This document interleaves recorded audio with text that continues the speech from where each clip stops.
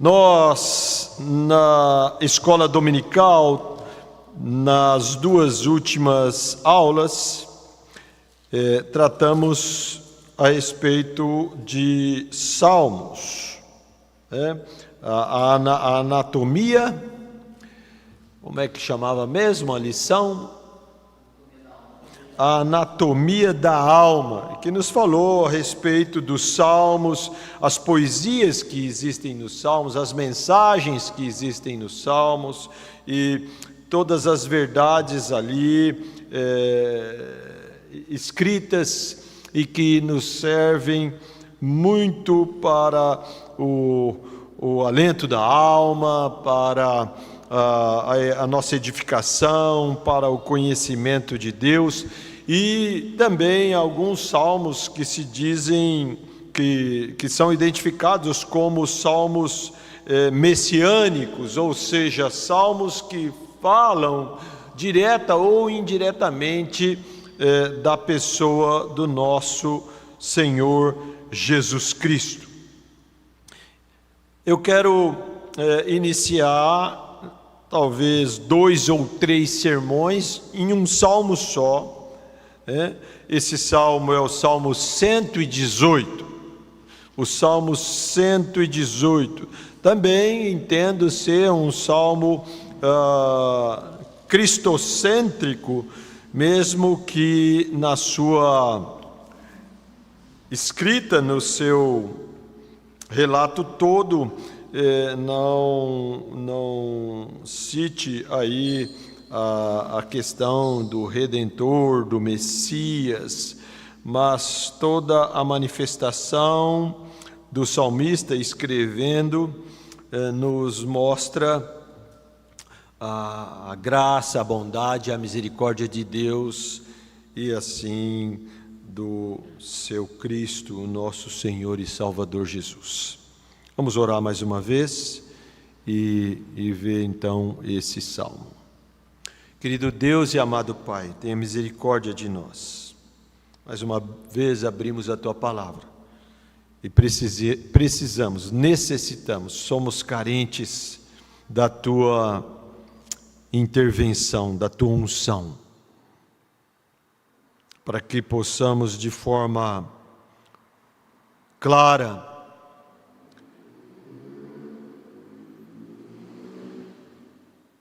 compartilhar a mensagem do Senhor descrita nesse salmo.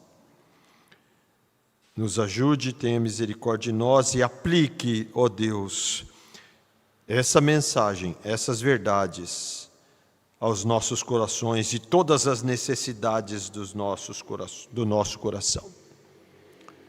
Tanto de conforto, quanto de encorajamento, tanto de exortação, chamada à santificação, ao serviço, à adoração ao Senhor. Aplique, ó Deus, tenha misericórdia. Fala também àqueles que estão no caminho, aqueles que ainda estão ouvindo, compreendendo a Tua Palavra, mas talvez não tomaram ainda uma decisão, não foram plenamente tocados pela poderosa mão salvadora do Senhor. Que o Senhor fale poderosamente a esses corações também, nós te suplicamos no nome de Jesus. Amém. Salmo 118. Eu vou fazer a leitura até o verso 8, mas vou pregar até o verso 4. Ok? Então, vamos lá. Diz assim o Salmo 118, como disse no início e repetiu várias vezes o Salmo 136, que lemos durante a liturgia. Rendei graças ao Senhor porque Ele é bom, porque a sua misericórdia dura para sempre. Diga, pois, Israel, sim, a sua misericórdia dura para sempre. Diga, pois, a casa de Arão, sim, a sua misericórdia dura para sempre. Digam, pois, os que temem ao Senhor, sim, a sua misericórdia dura para sempre. Em meio à tribulação, invoquei o Senhor, e o Senhor me ouviu e me deu folga. O Senhor está comigo, não temerei. Que me pode fazer o homem?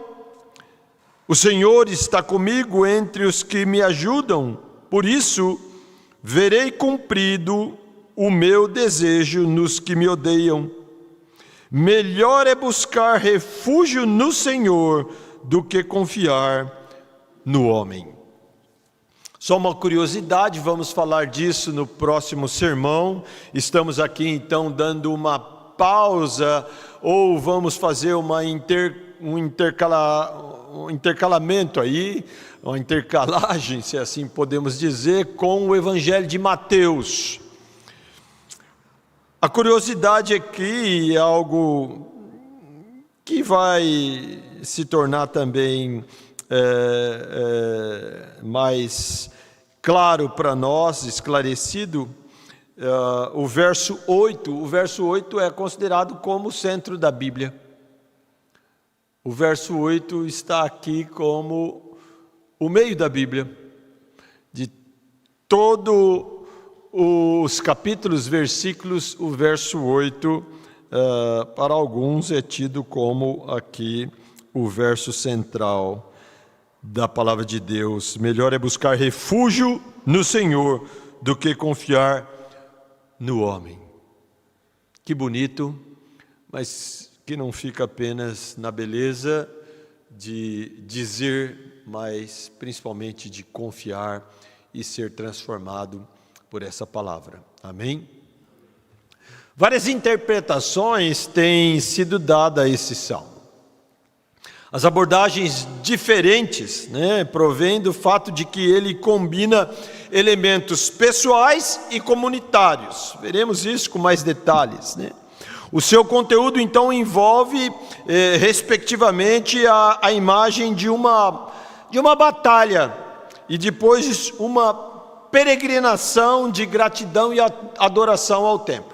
Então, parece que aqui descreve uma batalha que ocorreu, teve aí uma vitória, e agora eles estão todos indo, soldados, homens, mulheres, velhos, crianças, sacerdotes, rei, todos para o templo para render graças ao Senhor. Comentaristas, aproveitando que esse salmo não tem uma identificação direta de sua autoria, apesar de Calvino atribuir a Davi esse salmo, alguns outros deduzem que ele foi escrito no período quando o Senhor concedeu a vitória ao seu povo, e várias vitórias o Senhor concedeu ao seu povo. A história do Velho Testamento é repleta dessas narrativas, Mas aqui especificamente quando o rei Josafá e os seus exércitos derrotam as forças combinadas de Moabe e Amon, dois que deviam ser aliados, deviam ser primos, mas não acontecia. E assim nós temos em 1 Crônicas, capítulo 20, do verso 1 ao verso 30, depois você pode conferir lá, mas especialmente aí o verso 23, 27 e 28. Então, depois do louvor inicial, rendei graças ao Senhor, os guerreiros vitoriosos, eles se regozijam na salvação divina.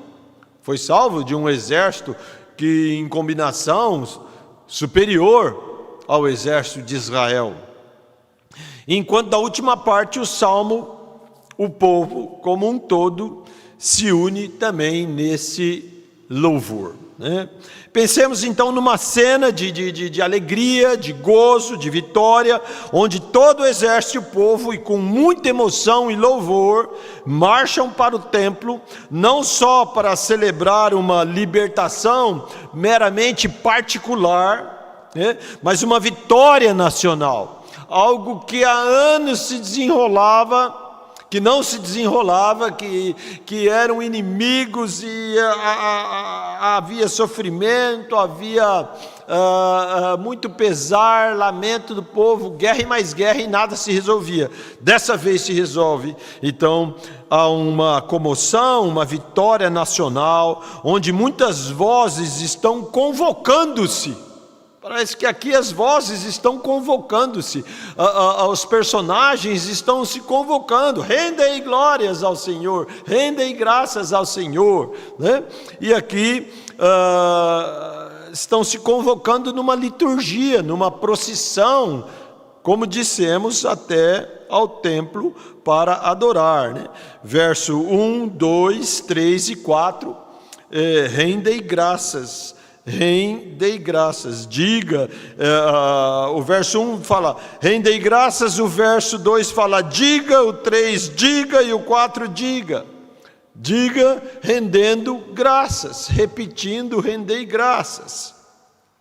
Depois essa mesma multidão de forma individual e pessoal, nos versos 5 e 14, né? Invoquei, me ouviu, me deu folga, forma pessoal, individual, está comigo 2 vezes, me ajudam, verei cumprido o meu desejo, nos que me odeiam, nações me cercaram, as destruí, né? 3 vezes, empurraram-me, me fazer cair, e a minha força, o meu cântico, ele me salvou. Enfim, louvores, bênçãos promulgadas por pessoas. Se no verso 1 a 4 estava dizendo, Israel,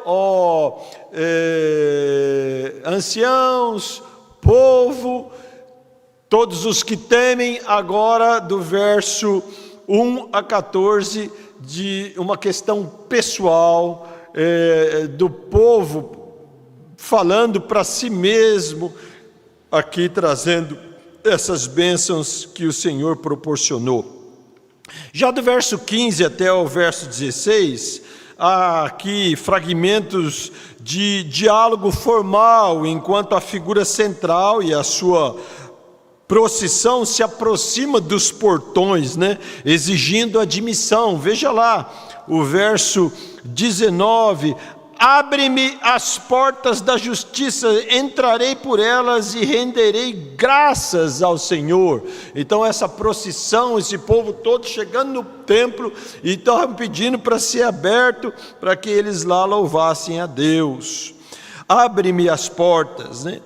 E aqui eles recebem também a resposta e a aclamação, no verso 20 até o verso 26, eu estou dando aqui um resumo de todo o Salmo, e aí para finalmente chegar ao altar, ponto final da romagem, né? Verso 27, ó Senhor e Deus, Ele é a nossa luz, adornai a festa com ramos até as pontas do altar, tu és meu Deus, render-te-ei graças, tu és meu Deus, quero exaltar-te, rendei graças ao Senhor, porque Ele é bom, porque a sua misericórdia dura para sempre. Repetindo como o Salmo começou. O Salmo começou assim, o Salmo encerra assim. Esse Salmo também, ele era usado como parte do louvor na celebração da Páscoa, né? O Salmo 113 vai nos dar esse tom, né? Essa imagem, e ele tem também uma relação de linguagem com o Cântico de Moisés, lá em Êxodo 15, né? Quando Moisés proclama as suas iniciais vitórias caminhando pelo deserto. É mais provável aqui também que esse salmo ele formava parte do hino que Jesus e seus discípulos usaram na instituição da Páscoa. Lá em Mateus 26, 30, também vai falar sobre isso, sobre a misericórdia do Senhor, a bondade do Senhor, a graça do Senhor que dura para sempre. O título que nós demos aí, que você recebeu no link, é Deus eternamente bom e misericordioso. Pense nesse título.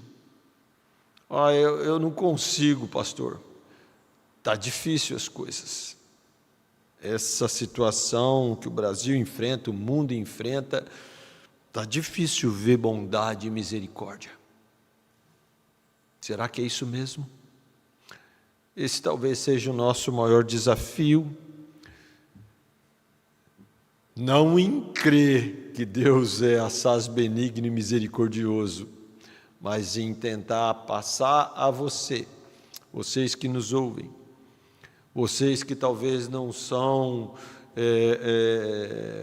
aí muito versados na palavra, que estão no caminho, eu já afirmo, Deus é bom, assaz benigno, rico em graça e misericórdia, que dura para sempre.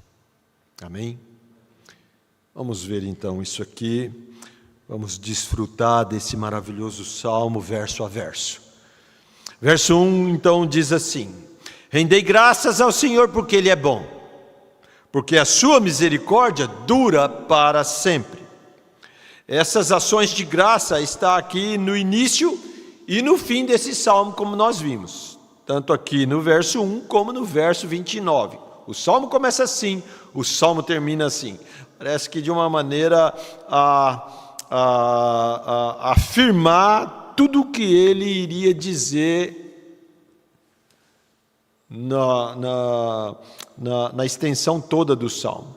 Essas palavras, essas frases, rendei graças ao Senhor porque Ele é bom, porque a sua misericórdia dura para sempre, elas também aparecem em alguns outros salmos. Vamos ver, o Salmo 106, você aí que está na sua casa, está bom aí, está aí ou na mesa ou no sofá, mas sempre com a palavra de Deus aberta, conferindo o que nós estamos vendo aqui, para que você seja mais edificado ainda, O Salmo 106, lá no seu início, ele vai falar: aleluia, rendei graças ao Senhor porque Ele é bom, porque a sua misericórdia dura para sempre. Também o Salmo 107, da mesma forma: rendei graças ao Senhor porque Ele é bom, porque a sua misericórdia dura para sempre.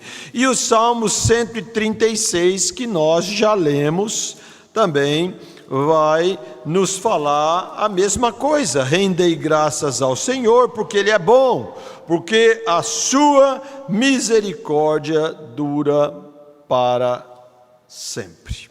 Volte lá então no verso 1 do Salmo 118. Aqui, rendei graças. Então começa assim o Salmo, rendei graças, e termina assim, rendei graças. É aqui na sua raiz mais primitiva, essa frase, rendei graças, é estender as mãos, num significado mais simples, estender as mãos, render graças ao Senhor, num gesto de tributar ao Senhor, de creditar ao Senhor a sua bondade, a sua graça, a sua misericórdia, o seu favor imerecido. É dele o dadivar daquilo que não merecemos.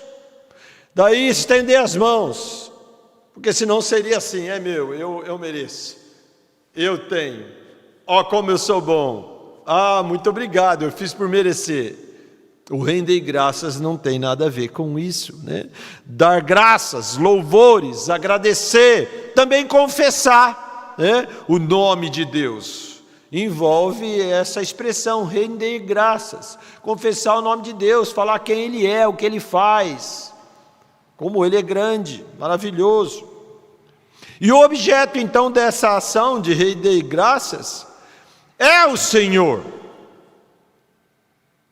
É para Ele, por isso que está, rendei graças ao Senhor, a Javé, aquele que existe, aquele que sempre existiu e existirá, o único Deus verdadeiro, cujo nome próprio na língua hebraica é impronunciável, daí sempre tem que ter um adjetivo junto, O judeu, sempre um adjetivo, para retratar a sua majestade, o seu poder, a sua grandeza, as suas ações, os seus feitos, os seus favores, a sua graça, a sua misericórdia, a sua bondade. Jeová Jireh, né? O Senhor proverá. O nome aqui simbólico dado por Abraão lá no Monte Moriá, em comemoração à intervenção do anjo de Javé que impediu o sacrifício de Isaac, né? Providenciou um substituto, Jeová Jireh, aquele que proveu, substituiu. Jesus Cristo é o nosso substituto, amém? Jeová Nissi, né? Jeová é minha bandeira, é aquele em que eu vou para a batalha, aquele que eu vou para guerrear, aquele que eu enfrento as dificuldades, as tribulações, os inimigos. Nome também dado por Moisés, e isso um nome dado a um altar onde ele construiu em comemoração à frustração dos amalequitas, inimigos do povo de Deus, já ali no deserto. E assim por diante, né? Nós temos vários outros nomes de Deus que poderíamos aqui enumerar. Eu deixei aqui anotado, mas infelizmente não veio a figura. Iríamos citar os outros nomes, mas então aqui, desses todos os outros atributos de Deus, feitos de Deus, estão os motivos permanentes para nós fazer o quê? Render graças ao Senhor, que apesar de tudo que é e faz, Ele é sempre bom, sempre bom. Deus é assaz benigno, a bondade de Deus faz parte de sua essência. A palavra bom tem os seguintes significados, né? Agradável, e agradável na mais alta índole, né? Amável, excelente, rico, valioso, apropriado, conveniente, é o que convém, o que precisamos, o melhor, o generoso, o benigno, o correto, o eticamente e moralmente perfeito e santo. Tudo isso pode representar a palavra bom, né? A bondade de Deus. Rendei graças ao Senhor porque Ele é bom. Aqui é uma afirmação de que não pode deixar de ser, que nunca mudou e nunca mudará. Descreve o contínuo de um Deus poderoso e eterno. Ele é bom e continuará sendo bom e dispensará a sua bondade a todos nós. Como não render graças a esse Deus? Mas o salmista dá uma outra razão para rendermos graças a Deus, a sua misericórdia. Rendei graças ao Senhor porque Ele é bom, porque a sua misericórdia dura para sempre. Quando Moisés ele voltou pela segunda vez ao monte Sinai para pegar as tábuas da lei, o decálogo, segunda vez. Lembra lá que a primeira ele foi, e aí o seu moço Josué, tá tendo barulho lá no arraial, o que é? É o povo se perdendo. E agora ele novamente recebe as ordens de Deus, faz 2 tábuas de pedra e sobe o monte Sinai para pegar o decálogo. Deus o encobriu para que ele não visse a sua glória. O colocou na penha, para que ele não morresse. Diz o verso 6 e 7 de Êxodo 34. E passando o Senhor por diante dele, clamou: Senhor, Senhor Deus, compassivo, clemente e longânimo, e grande em misericórdia e fidelidade, que guarda a misericórdia em 1000 gerações, que perdoa a iniquidade, a transgressão e o pecado, ainda que não inocenta o culpado. Irmãos, que maravilhosa essas palavras aqui descritas em Êxodo 34, 6 e 7. Manifestando de uma forma bem clara o que é misericórdia, que perdoa a iniquidade, a transgressão e o pecado, ainda que não inocenta o culpado. Nós somos justificados, perdoados, mas não inocentados do pecado. Porque se o fôssemos, Jesus não teria que morrer como culpado em nosso lugar.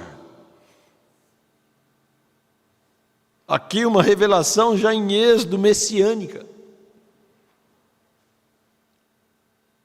Aquele que nasceria da semente da mulher, o proto-evangelho, a semente do evangelho já jogada e lançada lá em Gênesis, que esmagaria a cabeça da serpente. O Senhor, o Messias, aquele que pagaria a culpa dos pecadores, a maior manifestação da misericórdia de Deus. Aqui, no entanto, sempre que observamos aqui as raízes da palavra na língua do Velho Testamento, nós podemos encontrar algumas coisas muito legais, incríveis, para não dizer outra coisa. Como, por exemplo, um dos verbos aqui que significa ter misericórdia ou pena, né? O lerachem. Ele está sempre conectado com outras palavras, como querido ou amado. Outra palavra, rachim, que para o povo do Velho Testamento, alguns dizem aí o povo semita, mas era o povo hebreu. Alguém que você ama é caracterizado pela misericórdia. Nós só podemos dizer que verdadeiramente amamos alguém quando temos misericórdia desse alguém.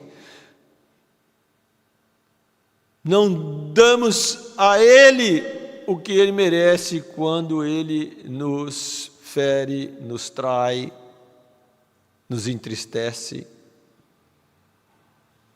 nos magoa. Você não pode amar sem ser misericordioso.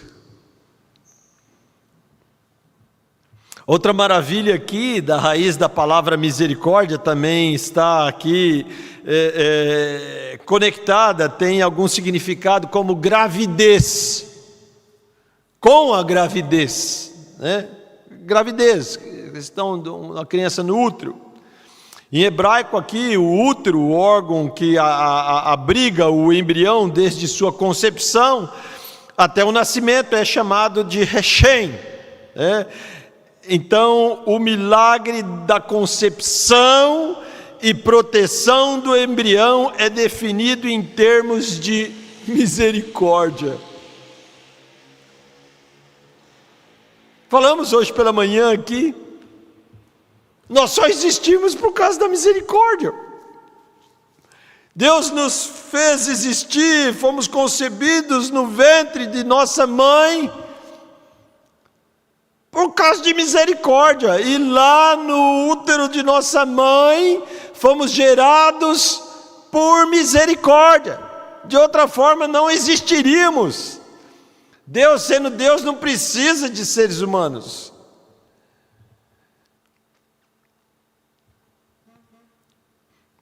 É a bondade que na sua essência extrapola a ação de beneficiar alguém, dando-lhe o que esse alguém não deveria merecer e que reflete misericórdia.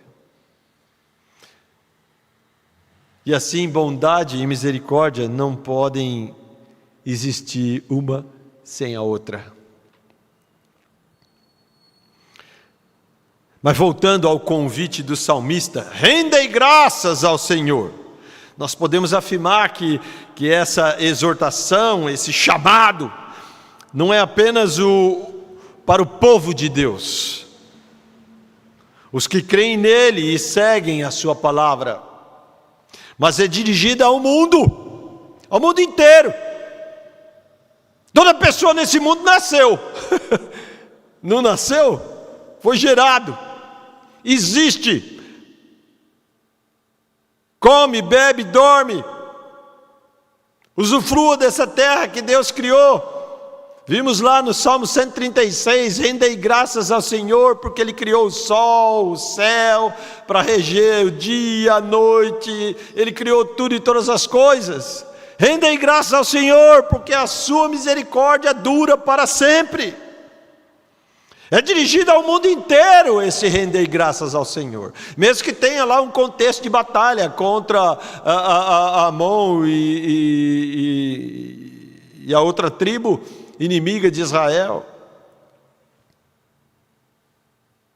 É dirigida ao mundo inteiro, pois declaram os direitos de Deus sobre os homens. Só Deus, sendo Deus, em todos os seus atributos, o faz ter o direito sobre toda a raça. Mesmo que essa o despreze, mesmo que essa o desconsidere, mesmo que essa não o adore, mesmo que essa não rende graças. Isso não muda nada. Deus é Kyrios, Senhor.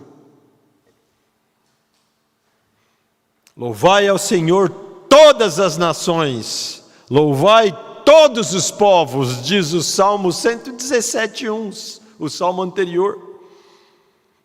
E outra vez, louvai ao Senhor todos os gentios, e celebrai-o todos os povos, diz Paulo aos Romanos, capítulo 15, verso 11. Batei palmas todos os povos, aclamai a Deus com voz de triunfo. Segundo Samuel 16:15. Anunciai entre as nações a sua glória, entre todos os povos as suas maravilhas. Segundo Samuel 16:14. Cantai entre as nações a sua glória, entre todos os povos as suas maravilhas. 1 Reis 4:34. Diga, pois, Israel, sim, a sua misericórdia dura para sempre. Esse é o nosso segundo verso desse Salmo 118. Vamos vê-lo?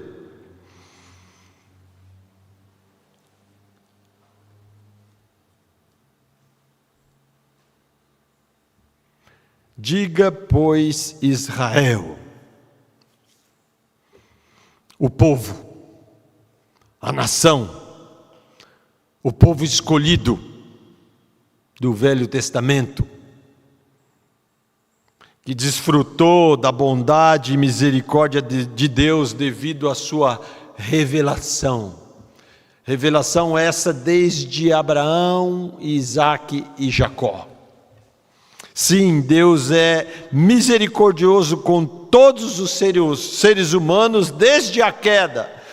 Mas Ele revela, sim, a sua graça, bondade e misericórdia de forma direta, pelo seu relacionamento eletivo e soberano com o seu povo. E não se discute com Deus.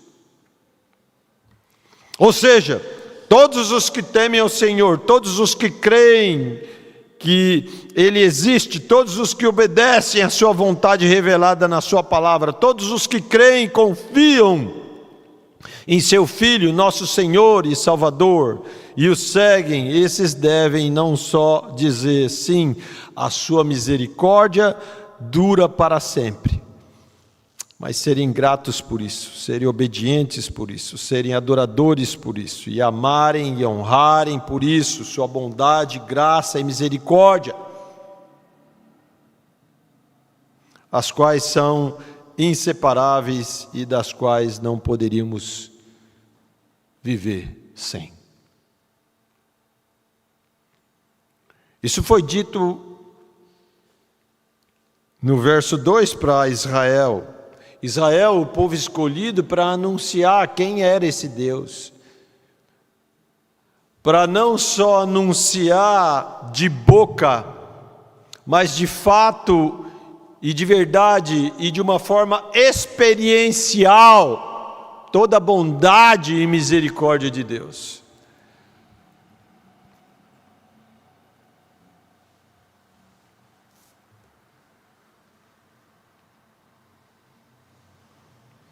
Mais uma vez aí nós temos o chamado geral da parte de um povo privilegiado, que deve render graças e anunciar a outros povos essa graça, cumprindo assim a sua missão de glorificar a Deus diante de todos os povos, mesmo que esses o rejeitem, mesmo que esses os maltratem, mesmo que esses os persigam, os matem, pois se assim acontecer, serão bem-aventurados. Essa era a missão de Israel, essa é a missão da igreja, o Israel de Deus.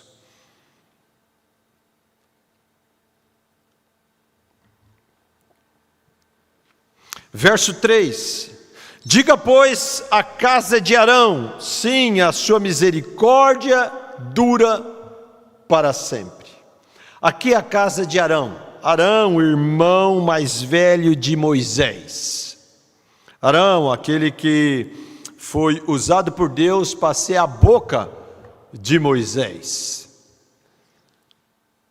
Arão foi o primeiro líder religioso, especialmente aí designado para o serviço do tabernáculo, onde estavam a Arca da Aliança, o Santo dos Santos, o lugar do sacrifício, o lugar onde o sumo sacerdote, ano a ano, sacrificava para o perdão geral do povo, mas também para o perdão de pecados específicos do povo. Assim como no tempo do tabernáculo e do templo, dois períodos de tempo, o tabernáculo e depois o templo. Esses sacerdotes eram aqueles que conduziam a nação, o povo, o indivíduo, a render graças ao Senhor, porque o Senhor é bom e a sua misericórdia dura para sempre. Sem arrogarmos o título de sacerdotes como naqueles dias, eu entendo que os líderes eclesiásticos, os líderes das igrejas hoje, devem ser os mantenedores da adoração do povo, devem ser os instruidores e motivadores das ações de graças pela bondade e misericórdia de Deus que duram para sempre. Não como coaches, mas sendo também exemplos de dedicação, de adoração, de obediência, de consagração ao Senhor. Digam, pois, digam, pois, a casa de Arão, sim, a tua misericórdia dura para sempre. Grande responsabilidade, eu não digo privilégio, num sentido de termos privilégios, mas grande responsabilidade a todos os líderes eclesiásticos por instruírem, motivarem, encorajarem, exortarem o povo de Deus a render graças ao Senhor. E nós temos visto, infelizmente, muitas ações contrárias a isso, promovendo-se a si mesmos, arrogando graça e o render graças a si mesmos e às suas igrejas, a ponto de até criarem propagandas, hashtag,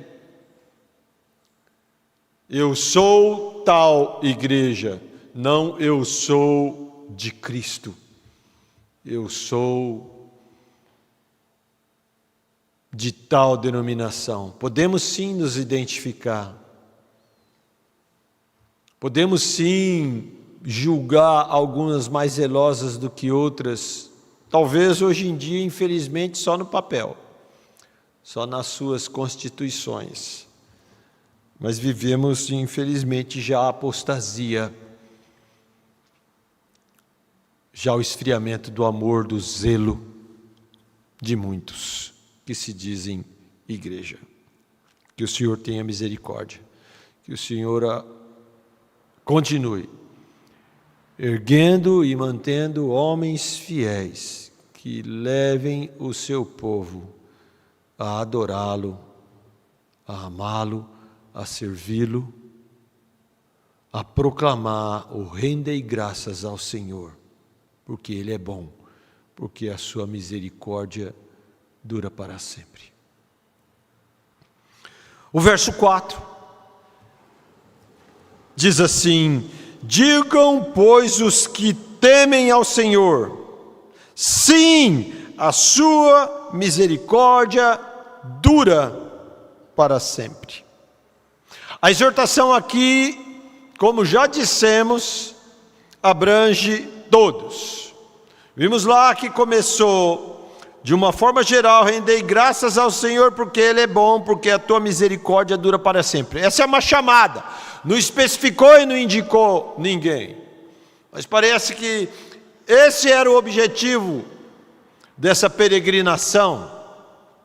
E aí verso 2 fala a Israel, verso 3 fala a Arão, e aqui o verso 4 abre dizendo, não nominando alguém, mas os que temem ao Senhor. Os que temem ao Senhor. Podemos dizer os povos. O povo, os líderes religiosos. Parece que aqui ele volta, não diretamente, mas aplacando todos. Sacerdote teme, os anciãos, o Arão, Israel teme, o povo teme, o rei teme. Os que temem ao Senhor. Mas o que é temer o Senhor? O que é temer o Senhor? A palavra isolada, ela pode ser traduzida por temente, reverente e até medroso. Temer.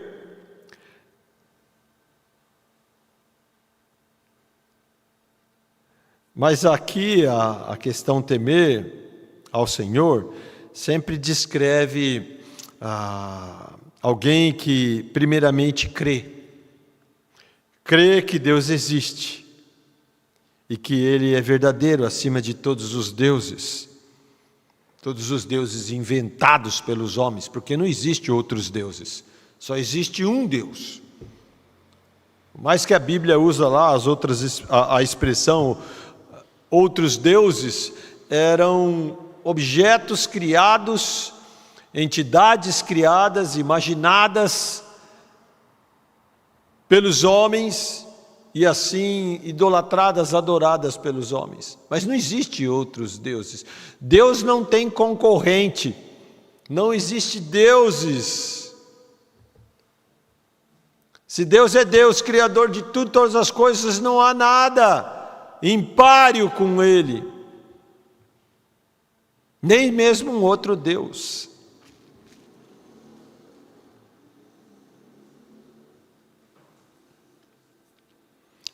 Temer a Deus descreve então, primeiramente, o crer que Deus existe, e é Deus verdadeiro acima de todos os deuses inventados pelos homens. Crer em todos os seus atributos.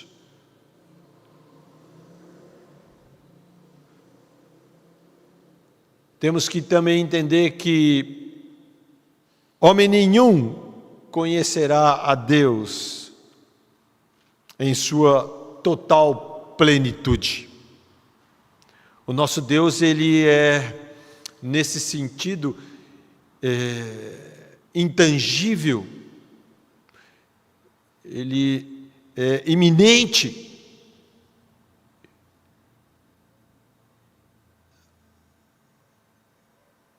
imensurável. A Bíblia é o único livro no mundo que nos revela um pouco de Deus. Até mesmo porque somente Ele pode revelar-se a si mesmo, e Ele o fez nas Escrituras Sagradas. Ele é o Deus onipresente. Ele está presente em todo lugar ao mesmo tempo. Esse é o Deus que nós devemos temer. Não há como fugir. O salmista vai falar: para onde eu fugirei? Se eu for lá, o Senhor me pega. Se eu for ali, o Senhor está. Se eu for ali, o Senhor fala comigo, o Senhor me vê.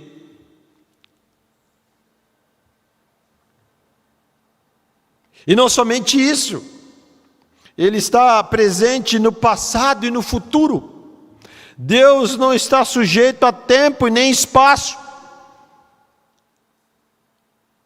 Onipresente.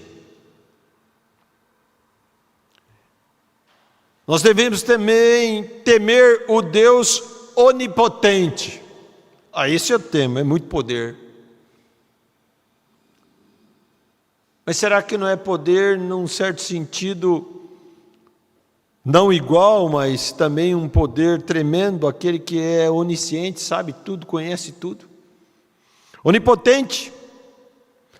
Nunca existiu nada tão grande ou poderoso como o nosso Deus.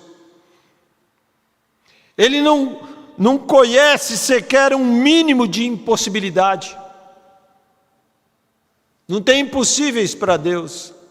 Tamanho é o seu poder. Não é para temer um Deus desse? O nosso Senhor.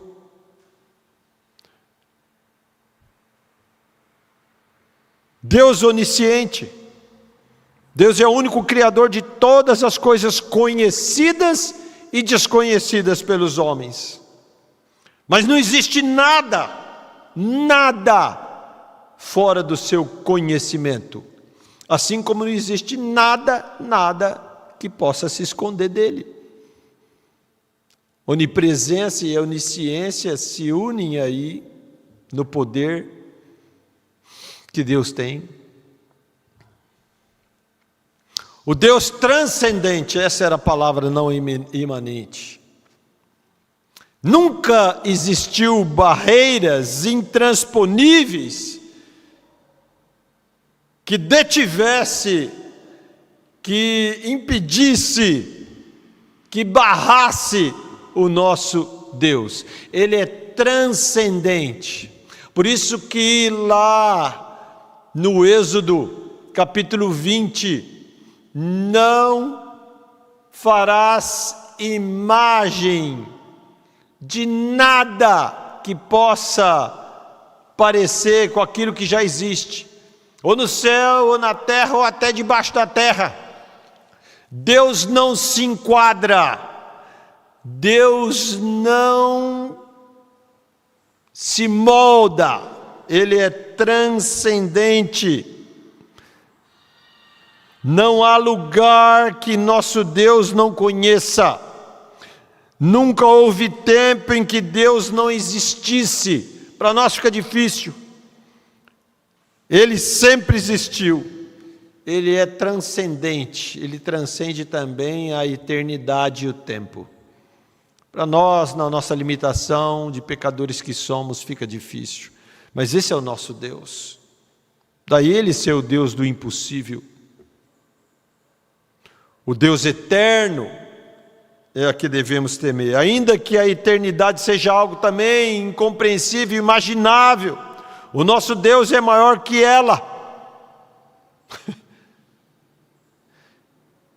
Ele se constitui Pai da eternidade. Como não temer um Deus desse? Ele é imutável. Os atributos exclusivos de Deus não mudam. Ele sempre foi Deus, Ele é Deus e sempre será Deus. Ele permanece o mesmo ontem, hoje e eternamente. Ele não muda. Não tem variação de mudança. Deus é imutável em sua essência, em seus atributos, em seus conselhos. Na sua palavra, a palavra de Deus não muda, não muda a palavra de Deus. A palavra de Deus não se adapta ao mundo. Não vos conformeis com este século. A nossa mente deve se conformar com o Deus que é imutável. Isso não é radicalismo, isso é segurança. Isso não é ignorância, é sabedoria. A sabedoria que está toda em Deus. Se Ele falou que é assim, que é para ser, não mudemos. Não façamos da nossa forma, do nosso jeito, do nosso achômetro. A gente só vai se dar mal. Olha para a humanidade caída. Olhe para o mundo, não só hoje que estamos vivendo, mas em toda a extensão de sua história. Assim, Paulo fala lá no começo de Romanos, os homens tentam mudar a glória de Deus, mudar o Deus imutável, fazer ele se conformar com o que eles querem, para terem o controle de Deus. Ninguém controla Deus. Ninguém.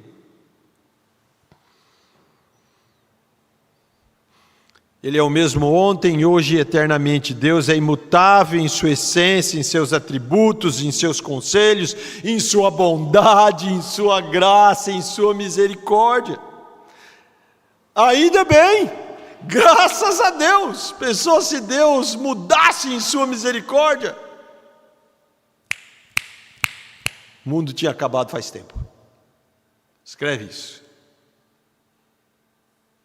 Deus não evoluiu, nem cresceu, nem melhorou. Tudo o que Ele é hoje, sempre foi, sempre será. Estamos falando aqui por que devemos temer a Deus e usando os atributos de Deus. Relembrando para alguns.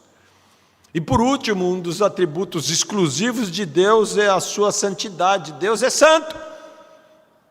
Deus é perfeito em sua santidade, em seu ser, em sua justiça, em suas escolhas, em seus desígnios, em seus julgamentos, em seus mandamentos, em suas profecias. Ele é santo.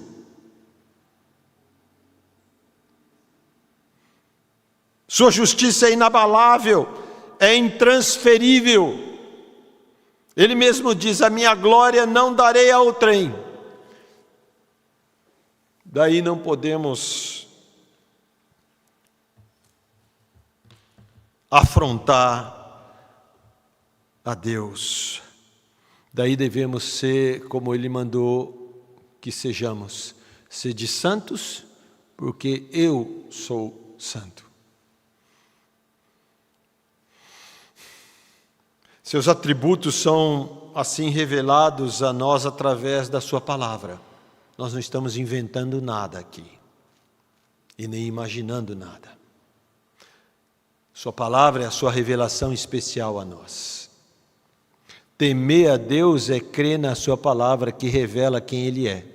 Como que eu vou temer, adorar, reverenciar, amar, obedecer alguém que eu não conheço? Deus seria injusto se nos pedisse para temê-lo sem ter se revelado a nós, não é mesmo? Mas Ele o fez. Manifestação da sua graça, da sua bondade, da sua misericórdia, que dura para sempre. Todas as coisas foram criadas, todas as coisas que foram criadas revelam sua glória, o seu poder, sendo o universo a prova visível de sua supremacia e domínio sobre todas as coisas. Mais e mais o homem, na boa ciência, na sábia e verdadeira ciência, tem admitido erros crassos sobre o Big Bang, sobre o ex nihilo, que nada existia e se formou sozinho.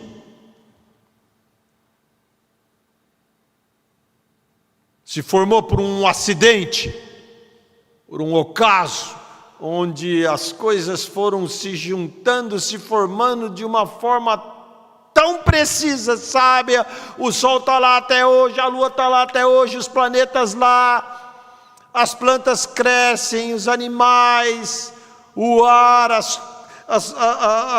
os minerais, as coisas criadas, mares e tudo, a natureza toda, tudo se ajeitou sozinho. Loucura, bestialidade dos homens pecadores. Por detrás de tudo isso, uma mente inteligente, bondosa, misericordiosa, poderosa.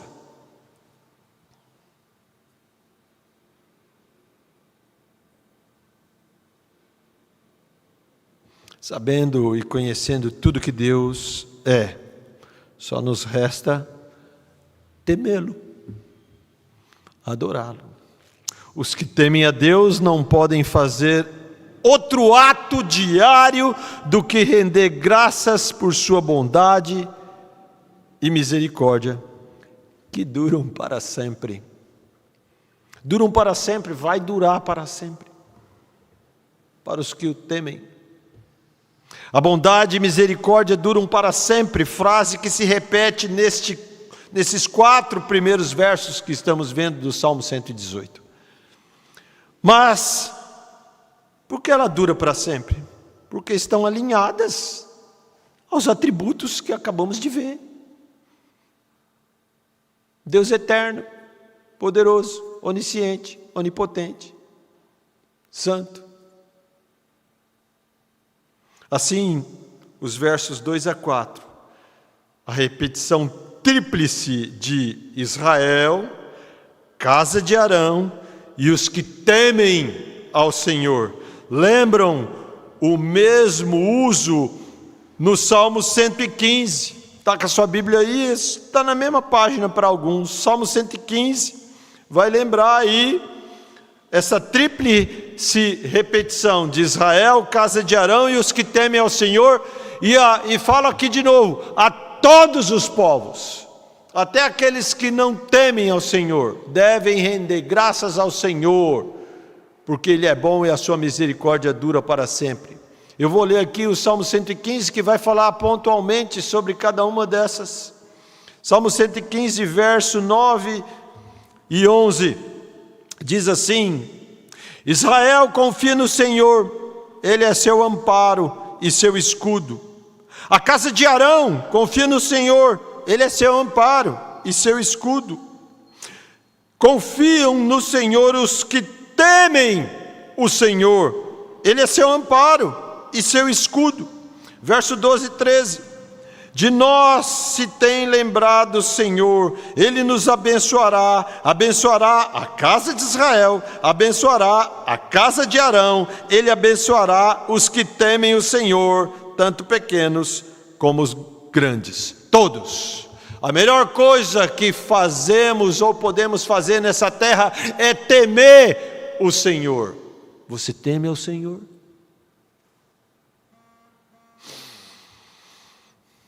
Outro salmo que afirma que a bondade e a misericórdia do Senhor nos seguirão para sempre é o Salmo 23. Salmo conhecidíssimo de toda a cristandade e até não cristandade. Salmo 23, verso 6. O salmo que descreve o Senhor como nosso pastor, aquele que nos guia, nos protege, nos alimenta, nos sustenta, nos guarda, nos abençoa.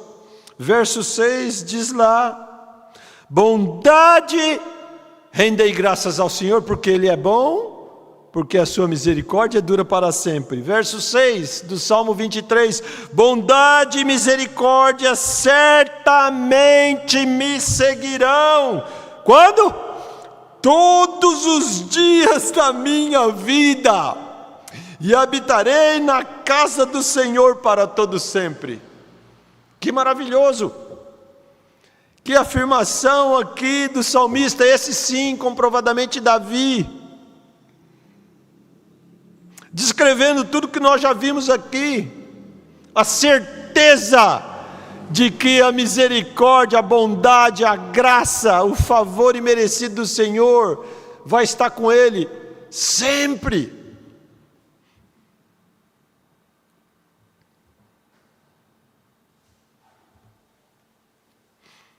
Aqui então,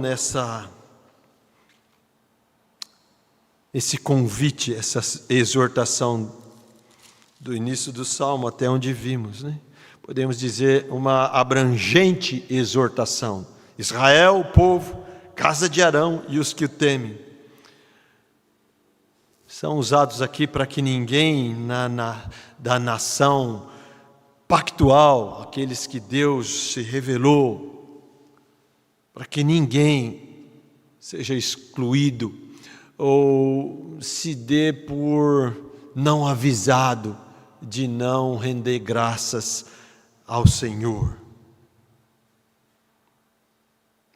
Sempre render graças, a graça, a bondade e a misericórdia do Senhor. E finalizando, render graças a Deus por sua bondade, graça e misericórdia que duram para sempre, estão estritamente e consequencialmente ligadas ao temer o Senhor, crer no Senhor, seguir o Senhor, servir ao Senhor, adorar ao Senhor, amar ao Senhor, ações que só podem ser realizadas pela fé, a fé que só podemos ter por meio do Senhor Jesus Cristo, aquele que foi o único que em perfeição deu graças ao Senhor, obedeceu ao Senhor e obedeceu até a morte, aquele que recebeu-nos do Senhor, todo aquele que o Pai me dá, eu não lançarei fora, antes morreu pelos nossos pecados, misericórdia que dura para sempre, sendo Ele o próprio Deus, manifestou na cruz do Calvário sua bondade, sua graça e misericórdia que dura para sempre. A Ele todo louvor, honra e glória para todos sempre. Amém. Vamos orar. Querido Deus e amado, a Tua palavra nos exorta a render graças ao Senhor, porque o Senhor é bom e a Tua misericórdia dura para sempre. E temos experimentado isso dia a dia e pela fé, na certeza que o Senhor mesmo nos dá em Cristo Jesus, experimentaremos a sua misericórdia até no céu, porque lá será o lugar que não deveríamos estar, mas estaremos. Aleluia! Louvado seja o Senhor. Como é bom render graças ao Senhor, entregando ao Senhor toda a nossa vida, a nossa obediência, o nosso amor que o Senhor mesmo nos deu, porque foi o Senhor quem nos amou primeiro. Oh Pai, quão imerecedores que somos de até mesmo render graças ao Senhor. Mas em Cristo, o nosso amado Salvador, nós o fazemos. Porque nele vivemos, nos movemos e existimos. Somente nele. Oramos no nome dele, o nome excelso do nosso Senhor, amado Redentor e Salvador, Jesus Cristo. Amém.